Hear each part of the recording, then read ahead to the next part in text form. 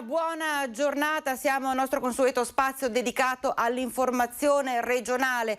Andiamo subito a Vicenza, dove è in collegamento Skype Daniele Garbin, perché se da un lato è vero che aumenta il numero di persone Covid positive, nonostante anche l'incremento delle vaccinazioni, è vero anche che soprattutto nell'area dell'ULSS 8 Berica c'è una pesante carenza di medici, soprattutto medici di base. Daniele, è un dato che avete riscontrato soprattutto degli ultimi tempi. Davvero si sta cercando di ricorrere anche all'utilizzo dei medici in pensione. La situazione com'è a Vicenza, Daniele? Buongiorno. Sì, buongiorno Vanessa, buongiorno a tutti i telespettatori. In effetti il tema è di particolare attualità, nel senso che purtroppo una risposta definitiva ancora è lontana, ecco, dal trovarsi una soluzione. Era stato sollevato già nelle scorse settimane, c'era stata una proposta anche della stessa direttrice generale dell'ULSS Bonavina di ricorrere agli specializzandi degli ultimi anni, magari cercando di mettere mano al contratto nazionale che dipende proprio nel caso specifico dalla direzione dell'ULSS, ma insomma per rendere appetibili dei percorsi anche professionali al di là dell'inquadramento economico, ma soprattutto di opportunità di sviluppo di carriera. E questa cosa effettivamente sta mettendo in difficoltà perché le prospettive sono veramente tristi, soprattutto anche a parte Vicenza città, ma anche nei comuni limitrofi. Per esempio abbiamo sentito, raccolto la testimonianza di Altavilla. Altavilla c'era una petizione proprio dei residenti che chiedono proprio di riuscire a far fronte a questa emergenza, proprio con delle petizioni indirizzate all'uso proprio specifiche. Già molti residenti sono costretti, anche anziani, a uscire dal territorio comunale e cercare altrove dei medici di base. Ecco, anche in questo caso giustamente Vanessa citavi il caso di poter attingere al serbatoio, chiamiamo così, alla Sì. possibilità di richiamare qualche medico in pensione. Pare che siano stati 2 fino ad ora i medici contattati, ecco, per ritornare in qualche modo in servizio a dare una mano e integrare quello che è in prospettiva di questa che è anche un fenomeno naturale per l'età. Ecco, non c'è stato il ricambio e in prospettiva in questo momento che i giovani non sembrerebbero interessati, proprio per quello si parlava di contratto, a diventare medici di base per tutta una serie di motivi, anche, lo dicevo, professionali. Trovano nelle specializzazioni anche prospettive di carriera più interessanti. Anche perché sappiamo l'importanza, soprattutto in questo periodo difficile di pandemia, l'importanza della presenza del medico di base anche proprio per seguire una persona che dovesse riscontrare una positività o che avesse dubbi per quanto riguarda proprio questo approccio con l'ospedale. Prima di andare direttamente al pronto soccorso, la figura del medico di base diventa fondamentale, soprattutto oggi. Sì, è proprio così. Anche questo, oltretutto, sono anche gravati da tutta una serie di incombenze con la pandemia. Sappiamo anche i vari momenti in cui sono stati chiamati a un presidio, il primo presidio importante, lo diceva anche la stessa Bonavina, che effettivamente è strategico, nel senso che paradossalmente richiede molta più specializzazione il medico di base nel saper poi indirizzare i pazienti a dei percorsi specifici, e quindi meriterebbe, ecco, una valorizzazione ulteriore, ecco, che può essere semplicemente il contratto, ma come dicevo prima anche una prospettiva di carriera e il riconoscimento economico più interessante. Ma è proprio una missione quella di sentirsi anche portati a questo tipo di carriera. Può anche essere, in questo momento si parla di vaccino, anche la somministrazione di vaccini, ma è chiamato a fare tante cose, vaccini anti-influenzali intendo, oltre ai soliti. Quindi vediamo anche questi medici sempre più assillati con liste d'attesa lunghissime per riuscire a fare le cose più semplici. E effettivamente è un problema che meriterebbe una soluzione drastica, ecco, Al più più presto possibile. Certo, poi nell'area del Vicentino procede il processo per la maxi contaminazione ambientale da PFAS. La situazione com'è? Sì, c'è stato proprio recentemente un'udienza, ecco, in questo caso è sempre all'ordine del giorno. È un processo molto grande, ecco, che sta proprio udienza su udienza portando avanti dei temi. In questo caso siamo sempre al riconoscimento delle parti civili, è una questione molto lunga, escludendo in questo momento i potenziali responsabili, gli accusati di questo inquinamento. Sono state ammesse nell'ultima udienza una serie di parti civili, tra cui sindacati, tra questi per esempio l'ONLUS Italia Nostra, WWF, Acqua Bene Comune, Medicina Democratica per la Blu, Medici per l'Ambiente, l'ISDE. Quindi anche diverse associazioni sono coinvolte. Sì. In questo processo che davvero dura da tempo, ma andrà avanti per anni, si presume, almeno dai presupposti che sono stati avviati, insomma. Sì, è proprio questo il punto. Ci vorrà del tempo e nel frattempo però bisogna metter mano e non a caso sono stati coinvolti gli acquedotti, che sono le parti, insomma, che andranno poi così indennizzate una volta individuati i responsabili, tra cui anche Veneto Acque, Acque del Chiampo, che stanno mettendo mano, stanno proprio realizzando degli acquedotti ex novo. Alcuni sono già a buon punto, altri sono già funzionanti e che effettivamente garantiscono, dopo i filtri a carbone, già per alcuni utenti la possibilità di rifornirsi di acqua pulita. Però ecco, è un processo veramente incredibile, certo, lungo e macchinoso al momento. Un altro tema caldo nella zona di Vicenza, che riguarda un po' tutta la regione, ma riguarda nello specifico anche Vicenza e Vicentina, è quello legato all'alta velocità. Allora guardiamo assieme il servizio e poi continuiamo con le notizie da Vicenza, Daniele. Va bene. Alta velocità, vietato sbagliare, un investimento sul futuro, una scommessa per le aziende pronte a scegliere il trasporto ferroviario per abbassare i costi, calare i prezzi, diventare più competitive, riducendo l'impatto ambientale. Non è poco, anzi è tutto. C'è in gioco il futuro. Per questo oggi a Venezia, nella sede di Veneto Strade, la Regione ha voluto mettere attorno allo stesso tavolo RFI, Italfer e tutti i sindaci del Vicentino interessati dal tracciato, da Montebello a Grisignano. Gioco forza è la nostra presenza come conoscitori sia del territorio, del nostro tessuto socio-economico e quindi per la salvaguardia delle nostre attività, delle nostre persone che risiedono lì. La tratta ovest della TAV è già appaltata, iniziano gli espropri. Qui va valutato l'impatto dei cantieri sulla viabilità per limitare i disagi sul traffico. E invece l'attraversamento di Vicenza, uno degli aspetti più delicati. Entro la fine di dicembre verrà depositato il progetto definitivo e da gennaio del 2022 inizierà la progettazione dell'uscita a est verso Padova. A Grisignano, fondamentalmente attraversando a nord, i binari a nord, viene confermato quello che è il rifacimento della nostra stazione ferroviaria. Una cosa positiva è che il nostro cavalcavia, un po' storico, dove passa la nostra Treviso-Stiglia, che è un nostro gioiellino, no, è un progetto strategico della regione, non verrà abbattuto e quindi riusciranno a passare nei fori già presenti, e quindi questa la ritengo una cosa molto positiva. Poi per Padova ovviamente proseguono sempre sulla parte nord e quindi andranno a collegarsi a quella che è la stazione di Padova. Ed è proprio la tratta verso Padova, in fase di elaborazione, che riserva le maggiori incognite, a cominciare dal famoso Salto del Montone, laddove i nuovi binari scavalleranno quelli della linea storica.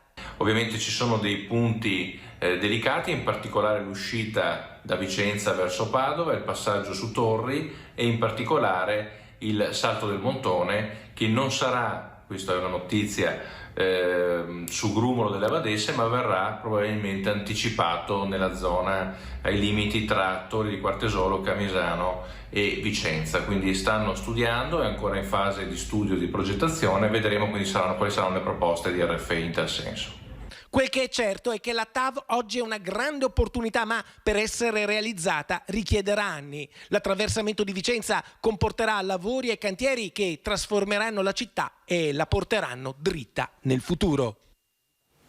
E a proposito di città di Vicenza, Daniele, ci sono anche delle informazioni, delle notizie, delle novità, anche carine, curiose. Prima della pausa, se riesci in brevissimo a raccontarci che accadrà nella città. Sì, Vanessa, ecco, è prevista nel pomeriggio alle 15 in Campo Marzio, in Piazza Esedra, l'inaugurazione della pista di ghiaccio. Ecco, è un po' l'apertura ufficiale dell'allestimento in preparazione invernale, ma delle festività natalizie. Vicenza si sta addobbando. Ecco, oggi c'è ufficialmente questa apertura. La novità è che anziché essere in Piazza Biade, dove era stata ospitata negli anni scorsi, si sposta a Campo Marzio, sempre per ribadire quell'hashtag del prefetto "Riprendiamoci Campo Marzio". Bene, Ecco, grazie Daniele. Allora noi ci fermiamo per qualche istante. Grazie Daniele, buon lavoro, buona continuazione. Abbiamo una brevissima pausa, ci troviamo subito dopo.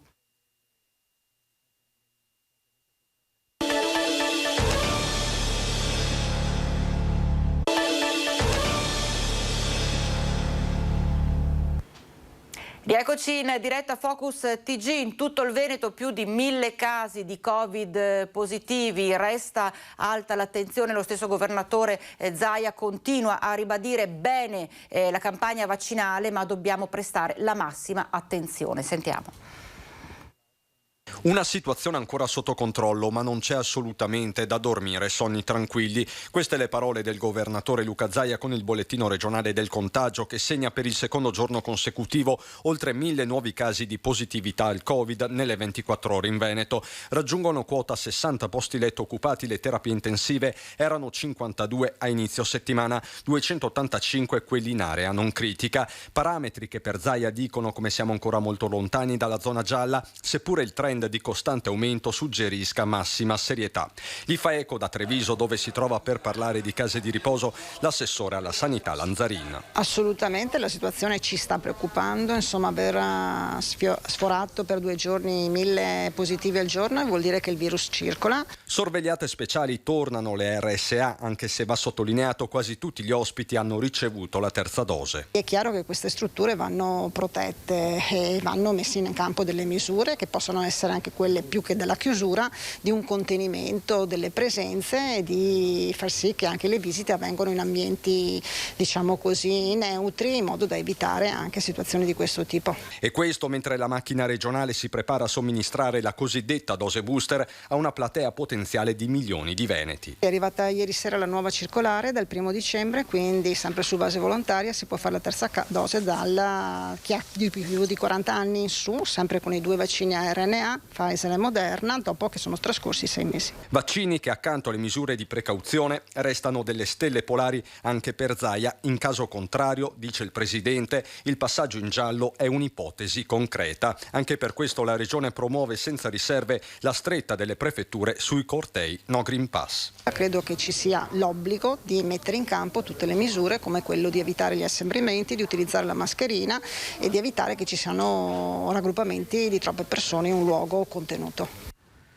Andiamo a vedere allora insieme com'è la situazione delle ultime 24 ore per quanto riguarda i nuovi casi positivi. Allora 1125 è il dato emerso in quest'ultima giornata, mentre la situazione all'interno degli ospedali, andiamo a guardarla assieme, 15 nuovi pazienti in area non critica, sono 0, questo è un ottimo dato, le persone invece, nuove persone ricoverate in terapia intensiva, uno, eccolo qua, una è la persona che invece ha perso la vita nelle ultime 24 ore, quindi un unico decesso che però si è registrato nelle ultime 24 ore. Per quanto riguarda invece i vaccini, andiamo a vedere la situazione vaccinale. Ora sono 14.980 le nuove dosi di vaccino somministrate, di queste 1.346 sono prime dosi, 4.802 sono i cicli completati e un ottimo numero, 8.832 le dosi addizionali booster, quindi praticamente le terze dosi che sono state effettuate nell'ultima giornata. 91,8% è la percentuale di dosi somministrate sulle dosi fornite, quindi anche questi insomma sono numeri che fanno ben sperare in vista proprio di questa lotta continua alla pandemia, cercando la vaccinazione di divulgarla a più persone possibili. Certo è che la fragilità dei più anziani, soprattutto di coloro che si trovano nelle case di riposo, è tanta. Allora andiamo nel Bellunese, siamo andati a vedere com'è com'è la situazione nel Bellunese, nelle case di riposo. I familiari degli ospiti della casa di riposo Sant'Antonio di Fonzaso da stamattina hanno iniziato a ricevere la comunicazione della direzione che ha deciso in via precauzionale di sospendere le visite dopo un caso di positività riscontrato in un operatore che presta servizio nella struttura. Ho piena fiducia sulla gestione come è stata gestita l'anno scorso con la prima e con la seconda ondata. Hanno avuto pochissimi casi, li hanno gestiti egregiamente. Io ho già avuto contatti con la direttrice e mi ha rassicurato sul fatto che già stanno controllando tutti, personale, ospiti, tutto quanto, è già partita l'indagine. L'ingresso alla struttura al momento è consentito solo ai familiari di pazienti che versano in gravi condizioni di salute. In terra fonzasina il contagio silente nelle ultime settimane si è ripresentato. Stiamo uscendo da un periodo che eravamo covid free da una ventina di giorni. E poi ci sono stati 3-4 contatti, anche 2 nuclei familiari praticamente, e di un paio di persone, non una cosa eclatante. Sicuramente l'attenzione deve essere sempre altissima, perché vediamo che appena l'attenzione si abbassa partono i contagi. Migliora frattanto la situazione nella casa di riposo di Lamon, dove sono ancora positivi i tamponi di controllo eseguiti su 6 ospiti, mentre fra il personale l'allerta è rientrata con la negativizzazione dei 4 operatori in servizio nella struttura. Difficile la situazione nelle scuole, una trentina attualmente le classi in quarantena. Nelle prossime ore attesa l'ordinanza di chiusura della scuola primaria e secondaria di Santo Stefano di Cadore, mentre è stata prorogata al 16 novembre la chiusura del plesso di San Pietro di Cadore Presenaio per l'accertamento di ulteriori positività. Popolazione anziana, popolazione dei giovanissimi, dei bambini che pare siano toccati da una patologia che tra l'altro è sotto lo studio di un'equipe dell'azienda ospedaliera di Padova, appunto legata agli effetti del Covid, del coronavirus sui più piccoli. Sentiamo. Una malattia infiammatoria che colpisce più organi e si manifesta dopo aver superato il Covid. Nei bambini più che il coronavirus spaventa la MIS-C, una sindrome infiammatoria multisistemica che compare tra le 4 e le 6 settimane dopo la guarigione dal Covid, anche asintomatico. Un'equipe di pediatri dell'azienda ospedaliera di Padova sta studiando le manifestazioni e ha seguito tutti i 46 casi veneti che si sono registrati da inizio pandemia. Il sistema immunitario del bambino è un sistema immunitario in via di evoluzione e purtroppo in alcuni soggetti predisposti il virus agisce come trigger, è un cerino che accende un'infiammazione, con fuoco infiammatorio che si manifesta però come sindrome, cioè come sintomi clinici dopo 4-6 settimane da questo contatto. Circa un quarto di casi richiede un intervento in terapia intensiva, quindi a dirvi come l'impegno medico è piuttosto importante e richiede proprio un'equipe multispecialistica. Fortunatamente è una sindrome rara, un caso ogni 1000, ma si manifesta con febbre, cefalee, interessa il cuore con miocarditi e l'apparato intestinale nell'80% dei casi. L'11% dei casi registrati nella nostra regione ha portato i bambini ad almeno 10 giorni di terapia intensiva. Stiamo seguendo questo gruppo di bambini nel tempo per vedere questi effetti residui di malattia, che però i dati internazionali ci dicono che in altre esperienze sono piuttosto ridotti come percentuale, però sono da tenere in considerazione in quanto interessano organi molto preziosi come il cuore, il sistema nervoso centrale e quant'altro. Per questo sono importanti le vaccinazioni. Entro dicembre si attende anche il parere dell'EMA sull'estensione dei vaccini anti-Covid a partire dai 5 anni. Una prestigiosa rivista scientifica ha già pubblicato uno studio. Si dimostra nero su bianco l'efficacia del vaccino, la sicurezza del vaccino, quindi credo che sia importante proprio metterlo in atto, sfruttare questi progressi della scienza per migliorare l'outcome di questa malattia, in cui evitare, che avete visto dalle diapositive che vi ho mostrato, come il numero di casi di MIS-C segue dopo un mese e mezzo, 2, il picco epidemico della malattia di Covid. Ci separiamo per qualche istante.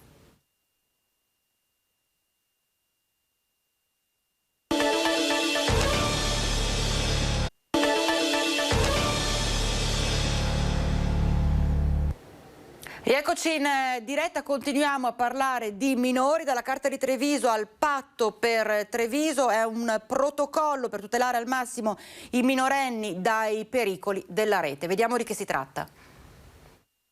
Sempre più i giovani, soprattutto i minori, si interfacciano quasi esclusivamente sulle piattaforme del web.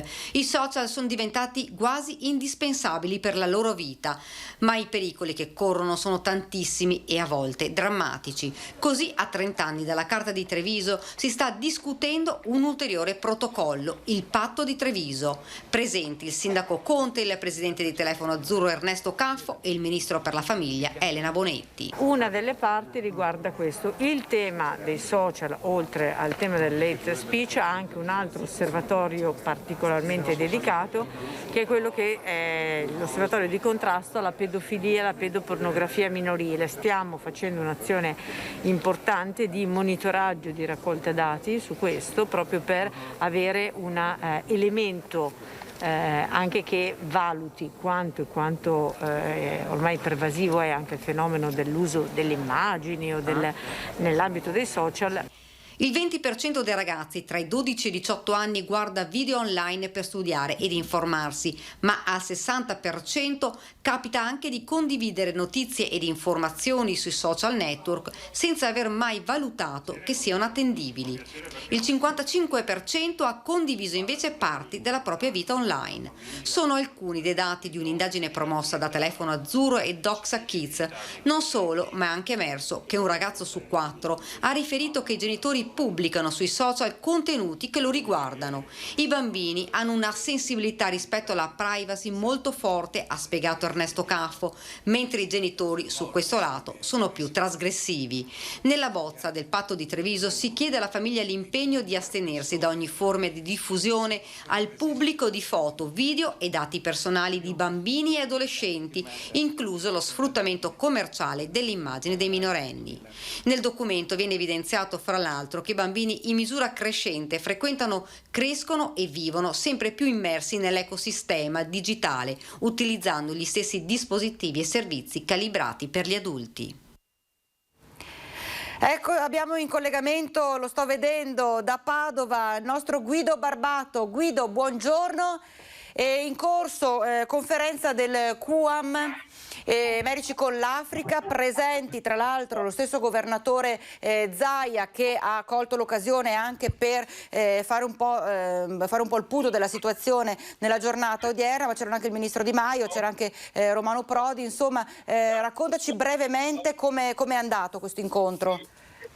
Sì, ciao Vanessa, buongiorno a tutti. La convention annuale del QAM Medici con l'Africa, che avrebbe dovuto sancire l'anno scorso i 70 anni dalla fondazione di questa famosa e benemerita ONLUS, che dal nome potete intuire invia medici specializzati e personale medico in 8 paesi dell'Africa. Si è dovuta spostare a quest'anno, e quest'anno, nel celebrare appunto questi 70 anni di attività, ha avuto questi importanti ospiti che voi avete, che hai citato tu dallo studio, insieme anche a Paolo Gentiloni, commissario dell'Unione Europea per l'economia, e al ministro degli esteri Luigi Di Maio. Ma anche, per esempio, con un videomessaggio è intervenuto Anthony Fauci. Conoscete, appunto, se ne è sentito nominare molto, il direttore dell'Istituto statunitense di malattie infettive e consulente medico del presidente Joe Biden. È intervenuto anche Alberto Mantovani, immunologo internazionale. Fatta una premessa sui risultati raggiunti negli ultimi 5 anni dal QAM in Africa, in 7 degli 8 paesi dove c'è il suo personale, l'obiettivo era quello che riguardava la possibilità di assistere 320.000 parti in Africa. Ci sono riusciti, hanno anche superato questo obiettivo, raggiungendo quota 331.000. L'obiettivo annuale dell'associazione, ecco le immagini che vedete proprio dal Teatro Geox, è quello della vaccinazione in Africa. Questo meeting serve tutto sommato anche ad aprire un po' la nostra visuale, a saper guardare anche oltre quelle che sono le nostre problematiche cittadine regionali o nazionali sul problema della vaccinazione. Vi do qualche numero raccolto al volo: su 1,3 miliardi di persone che vivono in Africa, la vaccinazione ha raggiunto in quel continente una media del 5%, ma è una media, ci sono stati africani dove questi numeri sono ancora più bassi. Quindi allora è intervenuto l'immunologo Mantovani facendo presente, dicendo è un problema di tutti vaccinare l'Africa, perché sapete, non solo per fratellanza ma anche per sicurezza, perché le varianti la maggior parte sono nate in Africa e quindi bisogna intervenire. A questo proposito Paolo Gentiloni ha promesso che 200 milioni di dosi dell'Unione Europea verranno dirottate in Africa. Ha proposto lo stesso Gentiloni di aprire in Africa 3 hub vaccinali nel continente, ne ho raccolti al volo 2 per esempio in Senegal e Ruanda, per cercare di sistemare questa che è una situazione davvero impressionante. Questi numeri sono davvero impressionanti. Impressionante anche il numero di sostenitori del QAM Medici con l'Africa. L'attuale direttore lo conoscete perché interviene spesso anche nelle nostre trasmissioni, Don Dante Carraro. Il fondatore fu Monsignor Luigi Mazzucato. Una costola, diciamo, della diocesi di Padova che possiamo dire davvero riconosciuta a livello internazionale, ma che non si è dimenticata di agire anche sul locale, perché il QAM ha aperto un centro vaccinazioni anti-Covid anche nella cintura urbana di Padova, a Rubano, dove sono state appunto iniettate, grazie a medici volontari e a assistenti sanitari volontari, 25.000 iniezioni di vaccino. Guido, io ne approfitto per guardare assieme, restando proprio a Padova, con il discorso anche delle limitazioni che sono arrivate dal governo per quanto concerne le varie manifestazioni. Sappiamo anche la protesta dei commercianti esasperati dal centro città, dal cuore della città, invaso da tantissime persone. Lo guardiamo assieme il servizio. Commercianti fiduciosi che il divieto di manifestare nelle piazze di Padova fino al 31 dicembre abbia efficacia sempre che i percorsi assegnati vengano rispettati.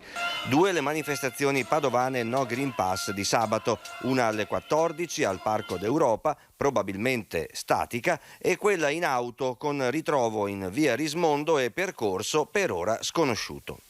Siamo fiduciosi nell'operato sia del prefetto che del questore, perché siamo consapevoli che loro hanno ricevuto in maniera chiara e inequivocabile quello che è il pensiero dei commercianti, delle partite IVA, della gente che lavora. Le manifestazioni ci hanno fortemente penalizzato. Siamo fiduciosi che queste disposizioni serviranno per poter regolamentare, perché attenzione, anche il Ministero degli Interni non dice e non vieta ai manifestanti di esprimere il loro pensiero, la propria opinione, ma ovviamente impone che ci siano delle regole ben precise. Vanno bene le manifestazioni, ma lasciateci lavorare, dicono i commercianti. Si avvicina il periodo più redditizio dell'anno. Sabato siamo purtroppo vessati da manifestazioni di tutti i tipi, perché ormai manifestare è diventato uno sport comune, e io dico bene il diritto di manifestare, però in altri modi, in altri momenti. Questo momento qua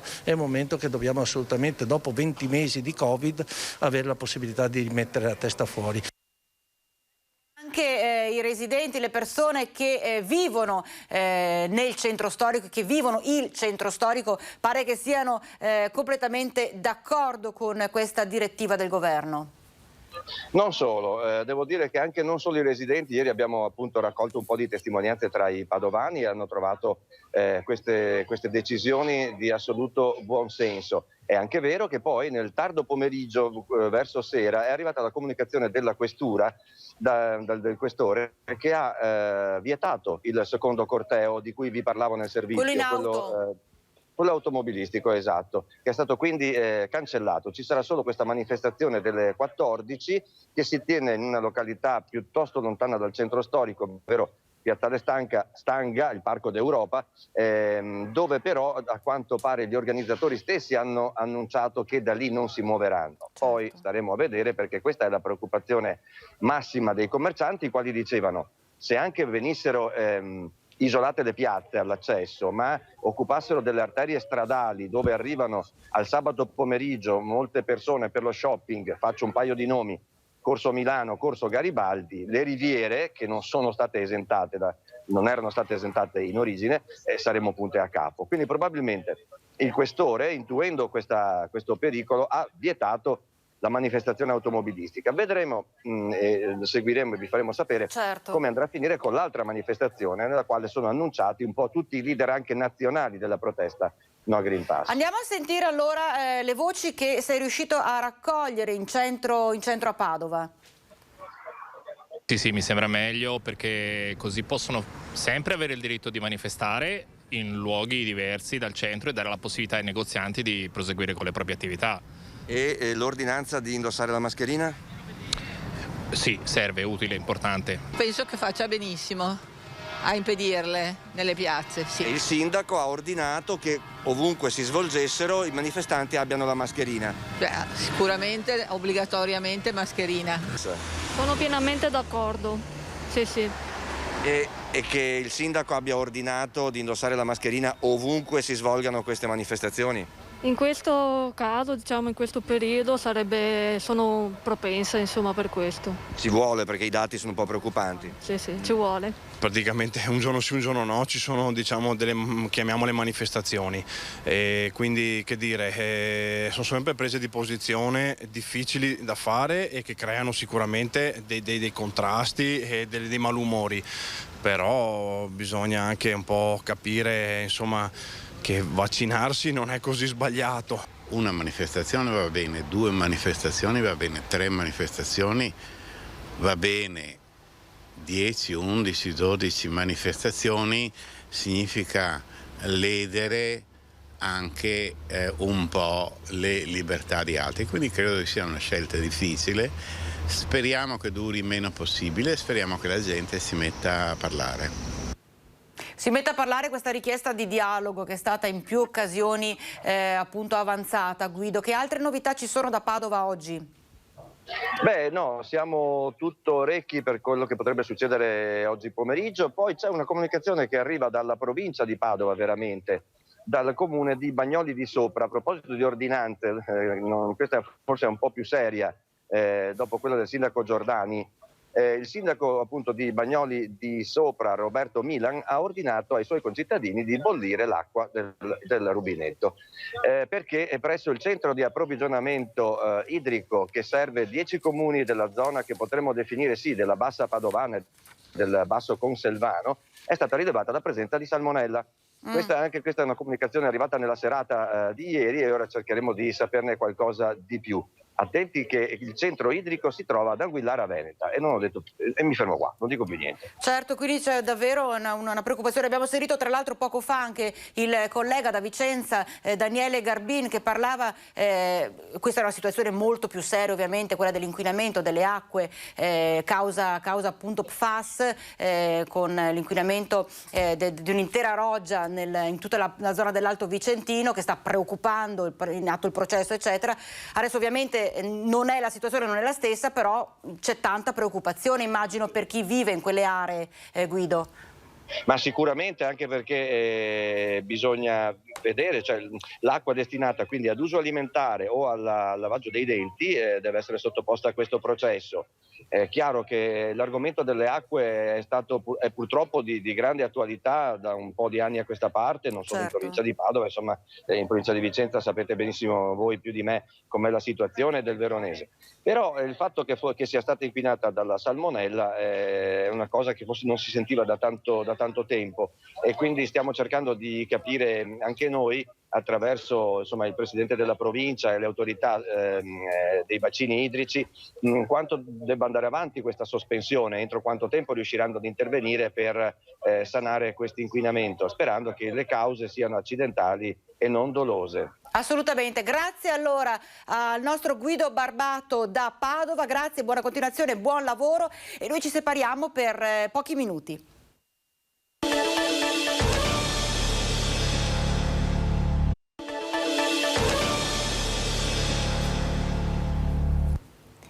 Rieccoci in diretta. Importanti contributi a fondo perduto erogati dal governo ai vari comuni per affrontare spese soprattutto che riguardano la sicurezza. Nel Bassanese è arrivata una vera e propria pioggia di soldi, a Bassano del Grappa neanche €1. Sentiamo di che si tratta. Una pioggia di contributi statali ai comuni per la realizzazione di opere pubbliche e per la messa in sicurezza di edifici e viabilità. Una manna che il Ministero dell'Interno ha riconosciuto alle amministrazioni locali che ne hanno fatto richiesta, o meglio, che hanno avuto la lungimiranza di programmare, proporre, pianificare il futuro del proprio territorio. Alcuni esempi virtuosi arrivano da Rosà, che si è aggiudicata €2 milioni a fondo perduto, Marostica, che porta a casa €1.200.000 e poi Cartigliano, che riceve €1 milione, Schio €950.000, Rossano Veneto €600.000, Tezze sul Brenta €400.000. Sotto questa pioggia salvifica e mai come in questo momento fondamentale per le amministrazioni comunali, la grande assente è Bassano del Grappa, che rimane a bocca asciutta. Un'assente ingiustificata, perché di certo alla città e ai suoi cittadini avrebbero fatto comodo risorse a fondo perduto per risolvere problematiche o più semplicemente per migliorare la qualità della vita di chi abita, di chi lavora, di chi viene a visitarla. Niente da fare, ma la cosa più grave non è questa. Nell'allegato A del decreto di assegnazione vengono elencati i comuni beneficiari del contributo e, come detto, Bassano non c'è. Ma l'assenza che stona maggiormente è un'altra. Nell'allegato B, infatti, il Ministero elenca i comuni a cui non ha concesso contributi. Ebbene, il nome di Bassano del Grappa non figura nemmeno qui. In altre parole, l'amministrazione Pavan non ha fatto richiesta, non ci hanno nemmeno provato. È rimasta ferma, come chi non ha idee, non ha progetti, non ha futuro. Una mancanza che è più di una colpa, perché ha penalizzato la comunità e tolto alla città un'opportunità importante. A questo punto, se i cittadini non possono contare su un'amministrazione che tuteli i loro interessi, viene da chiedersi se nell'amministrazione del cambiamento non ci sia da cambiare qualcosa. E invece l'occasione l'ha colta e come Cittadella, che pensate è stata nominata la prima città veneta della cultura. Assieme a Cittadella si erano candidate altre due città, parliamo di Portogruaro in provincia di Venezia e Malcesine in provincia di Verona. Hanno presentato un progetto, quello di Cittadella ha vinto quindi questo primo premio, €100.000 che saranno destinati proprio per il rilancio anche a livello turistico della città murata. E allora abbiamo proprio a Cittadella in collegamento per noi il nostro Alex Giuliano, che si trova assieme al sindaco di Cittadella, Luca Pierobon. Ma vediamo.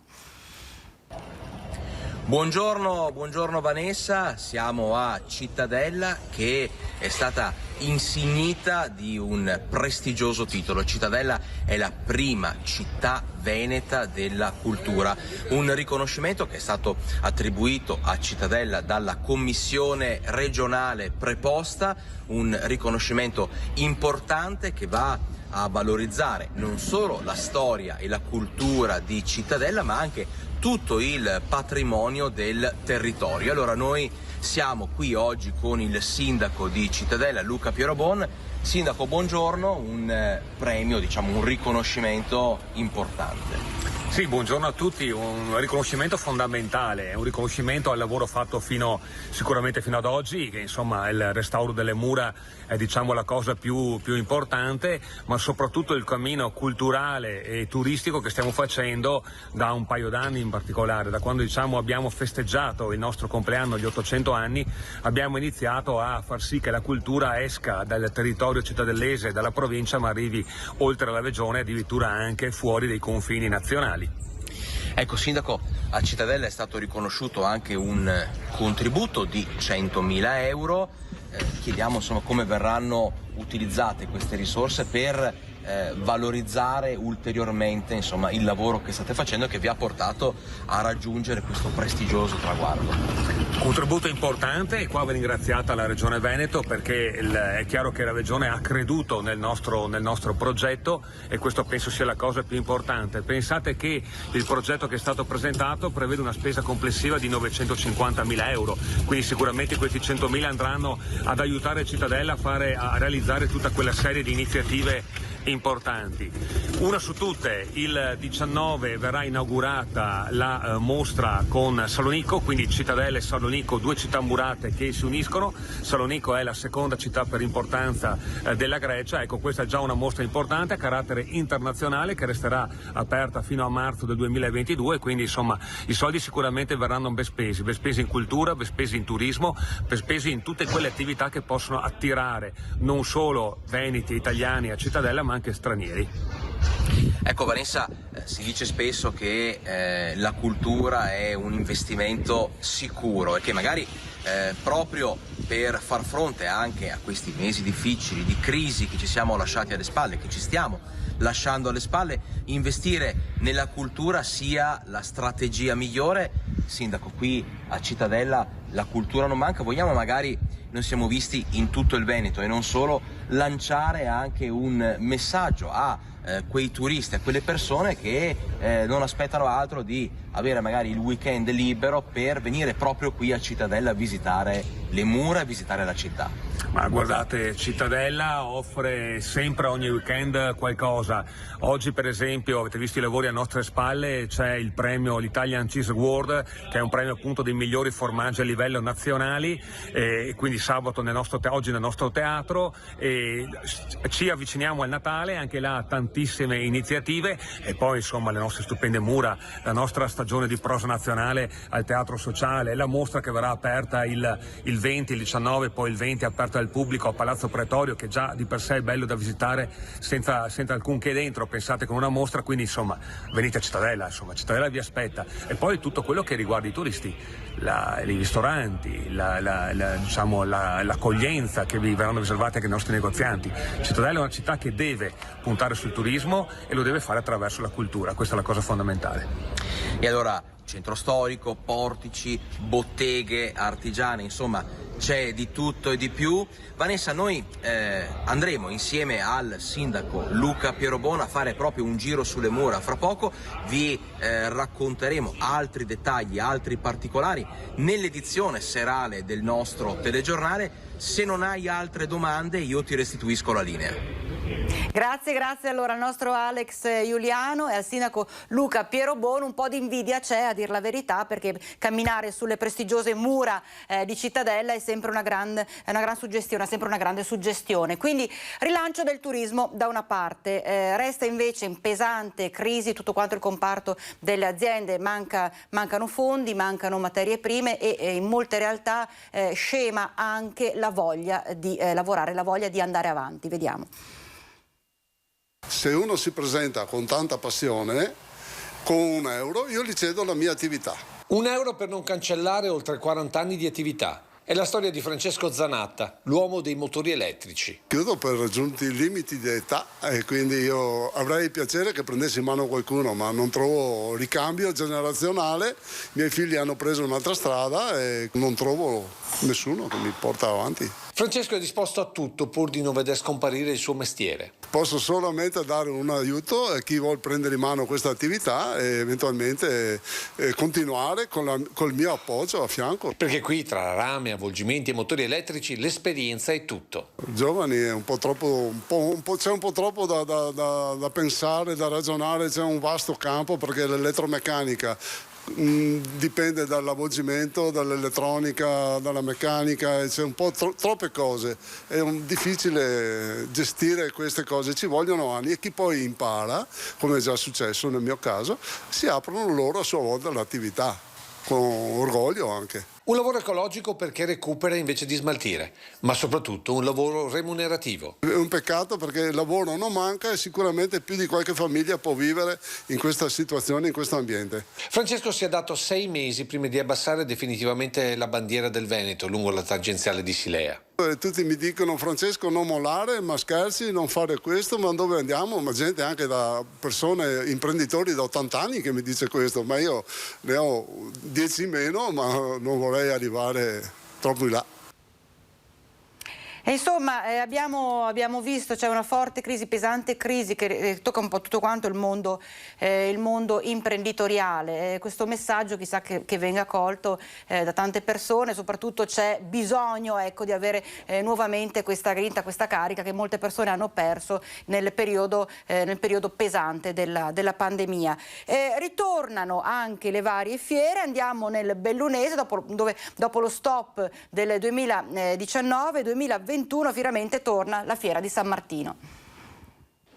Torna la fiera di San Martino in Piazza dei Martiri, ma torna con l'obbligatorietà del Green Pass. Giusto oppure no? Ai bellunesi piace o sono contrari? Andiamo a scoprirlo.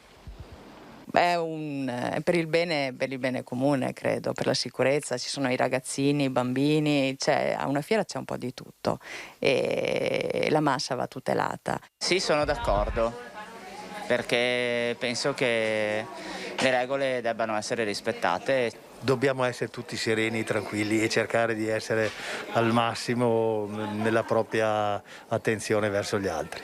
Ormai penso che sia l'unico mezzo per poter fare qualcosa, quindi a me va benissimo. Sono un sostenitore del Green Pass, quindi in realtà lo trovo giusto. Certo che sì, io ce l'ho. No, ma che sia obbligatorio per la fiera non è questione di averlo, è che sia obbligatorio per la fiera. Ah, ho capito. Non so, io l'ho fatto. Per me è giusto. Dica, signora. È giusto, è giusto. È giusto perché si prevede un assembramento di persone e di conseguenza va bene. Certamente, sono d'accordo. Per quale motivo? Per la sicurezza. D'accordissimo. Perché? Perché bisogna proteggerci in qualche maniera. Quanti ce ne sono di Novax che entrano, che escono e a me fanno paura sinceramente. Sono d'accordo. Lei? Anch'io, certamente d'accordo. Per quale motivo? Per motivo sanitario ovviamente, di sicurezza per tutti noi e per le altre persone. 2 anni fa l'Acqua Granda è stata chiamata così a Venezia, un'intera città finita sott'acqua. Ricorderete senz'altro i pesantissimi disagi che tutto ciò ha provocato. Tra l'altro ricordiamo che stasera alle 21:15 su Rete Veneta verrà trasmesso il documentario dedicato proprio a questo difficilissimo momento per la città lagunare, il capoluogo lagunare. Continuano, anche se anche leggermente a rilento, i lavori per mettere invece totalmente al sicuro la Basilica di San Marco. Sono trascorsi già 2 anni da quel drammatico 12 novembre 2019, in cui in poche ore la Basilica invecchiò di colpo di 100 anni, a causa dell'alta marea che con la sua salsedine provocò danni irreparabili ai marmi e ai tesori di San Marco. La Basilica però oggi non è ancora al sicuro. I lavori per la realizzazione di barriere provvisorie temporanee e rimovibili sono iniziati solo da poche settimane, ma già da lunedì potrebbero subire ulteriori rallentamenti oppure addirittura rischiare di fermarsi per ritardi da parte del provveditorato nei pagamenti alle imprese che lavorano al cantiere. Le opere che fortunatamente e positivamente sono state avviate per mettere la Basilica in sicurezza hanno iniziato bene il loro percorso, nonostante i rallentamenti dovuti alle acque alte che abbiamo registrato in tutto il mese di novembre. Siamo qua per auspicare che le opere non si fermino. E domani, sabato 13 novembre, nella sede dell'Ateneo Veneto alle ore 11, verrà conferito proprio alla Procuratoria di San Marco il premio intitolato all'ingegner Pietro Torta, proprio per l'impegno dimostrato nella conservazione della Basilica Marciana. Noi all'interno della Basilica stiamo continuando con i nostri lavori che cerco di mettere riparo ai tantissimi danni che abbiamo subito e che continuiamo a subire. Però se non riusciamo a chiudere questa partita velocemente e nel contempo a far partire la messa in sicurezza di tutta l'insula marciana, rischiamo che le attese vengano non soddisfatte. Ricordo allora alle 21:15 questa sera, con replica domani, domenica alle 15:30, il documentario dedicato a 2 anni di distanza da quella che è stata definita l'Apocalisse di Venezia, l'acqua alta che davvero ha messo in ginocchio l'intera città, su Rete Veneta. 21:15 quindi questa sera, domani 15:30. E l'appuntamento con l'informazione serale resta sempre alle 18:50 con TG Bassano e 19:15 TG Vicenza. Grazie per averci seguito, una buona giornata, arrivederci.